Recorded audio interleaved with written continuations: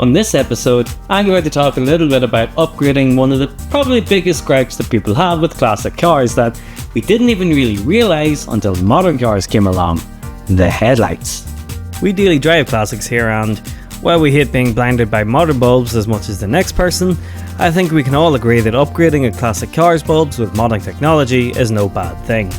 The comparison between modern cars' laser beams and a classic car's candles is staggering, but why is that? So join us on a very brief history lesson and a little review of the product that we think might just save the day for classic car drivers.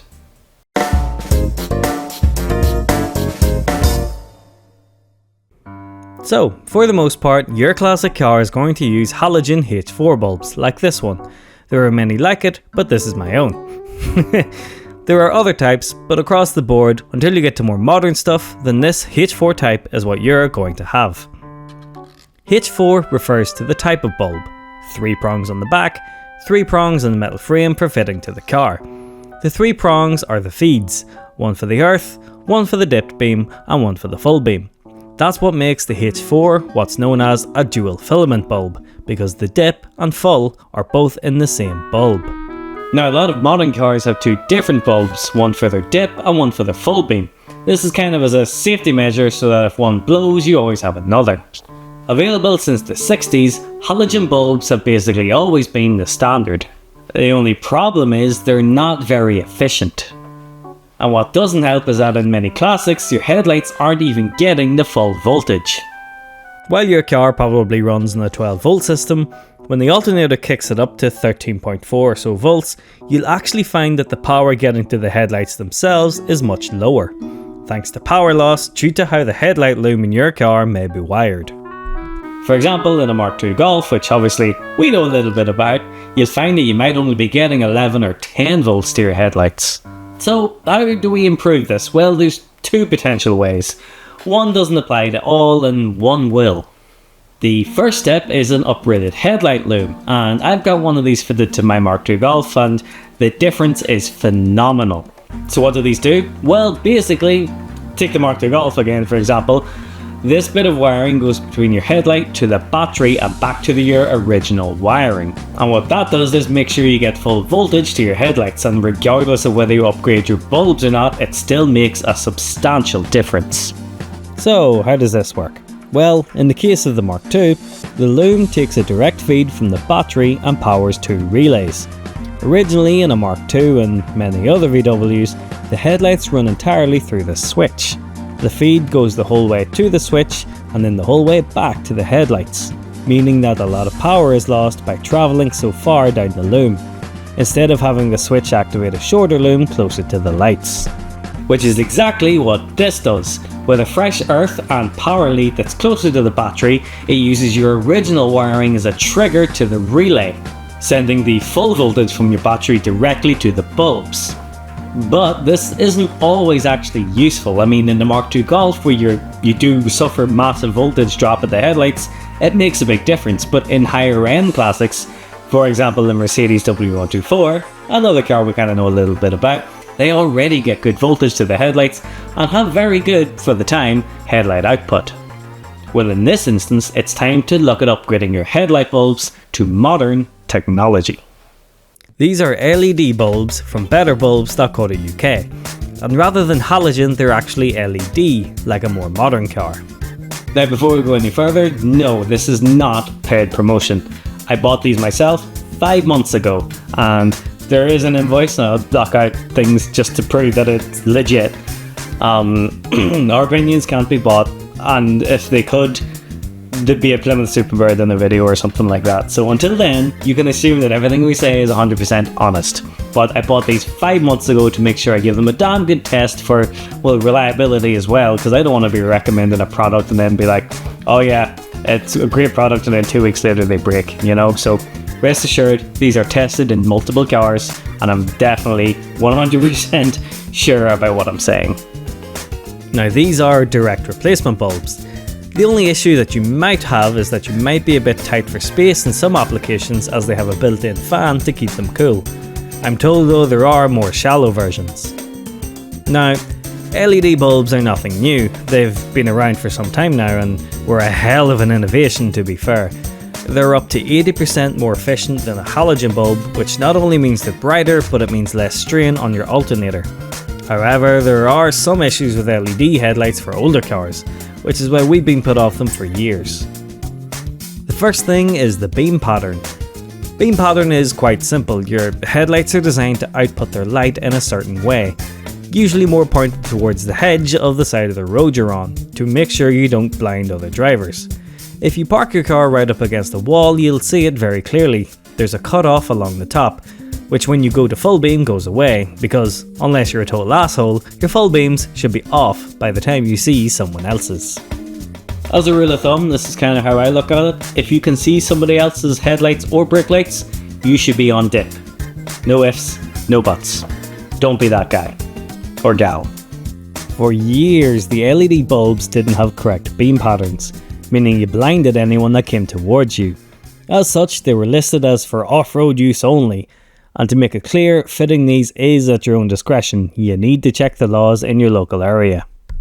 The other problem with them, and I guess this is entirely personal preference really, is the colour. Now, for years, LED headlights or even enhanced brightness headlights were always pure white. I just don't really like that. With a classic, the whole point is the warmth and the glow of the old halogens. So when most people would have replaced with their bulbs with LEDs, that was all lost. The character, the personality was gone.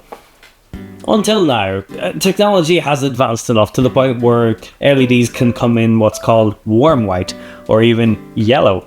Which is why I was intrigued by these ones by Better Bulbs, because they can actually change colour between pure white, warm white and yellow. Sadly though, as I'm going to get into later, when you go to full beam they only go to bright white, but nobody should be seeing your full beam anyway. So what do I think of them? Well, being honest, as I said, I've had these for 5 months now in 2 different types of car, Mark II Golfs and Mercedes 124s, and I have to say I am actually very, very impressed. Installation is very easy. Very, very easy. Although naturally it depends on the classic you have and how easy bulbs are to replace in the first place, but I mean that's no different than a standard bulb. In a Golf or a W124 I had them swapped over in a couple of minutes on my lunch break at work. Now the light from them on the road is night and day, pardon the pun, different from the old halogen bulbs, and if I couldn't see the old dash below, I'd have swore I was in a Mark 7.5 GTI.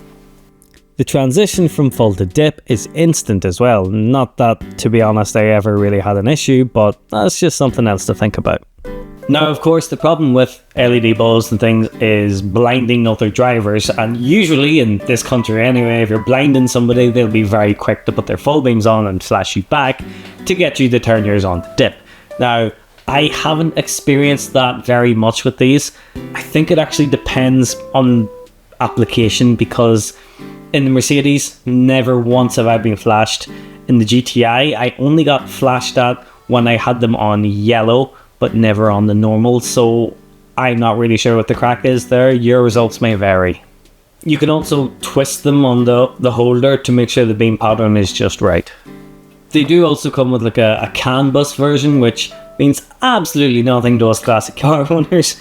Maybe on some things like the Mercs, I'm not sure, but my bulb has never worked for the warning light for the bulb being out anyway, so I don't know. But for owners of say Mark IV Golfs or onwards, anything with CAN bus, it's handy to know there'll be no light on the dash. Signs are much easier to read, the road is much brighter and you're much safer. From the outside as well, if you put them on warm white, nobody's gonna know any different either. But it's not totally all smooth sailing. I do have some gripes. First thing is the aforementioned colour change, which was the entire reason I wanted them in the first place. Now, I did ask the seller at the very, very start how this worked, and unfortunately it doesn't work how I wanted it to work, but it kind of just is what it is. They don't remember what colour you were on. So I would have preferred it if, say I always wanted my headlights to be yellow, that I could set them to stay yellow. Unfortunately, every time you turn them on, it defaults to the default pure white, and you have to turn the lights on and off to cycle back to where it was. There just doesn't seem to be anything that can be done about that at the minute.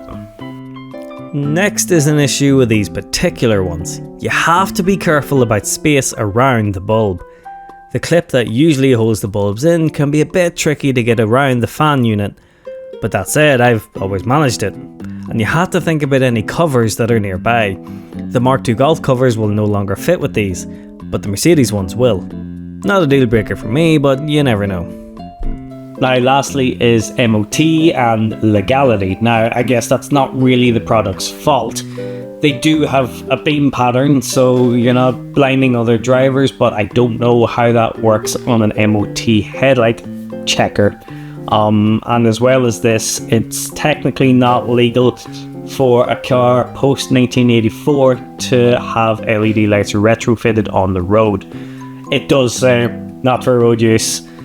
What you do is your business. I was testing mine on private roads the entire time, so I'm not sure.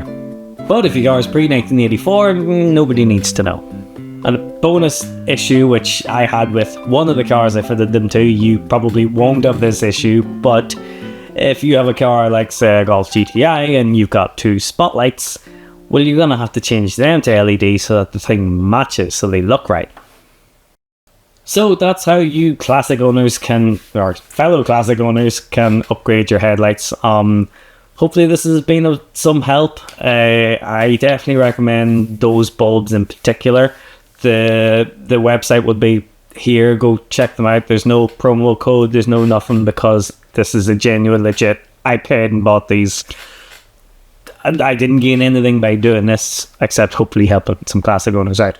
So if you enjoyed this, feel free to subscribe. If you'd like to support the channel, go and buy some t-shirts at our web store. That would be awesome. We just started a 427 Motorsports gaming channel. If you're interested in gaming stuff, we do a live stream every Monday night on this channel. Yeah, I've been Tomo. This has been 427 Motorsports. Thanks very much for watching. Good luck.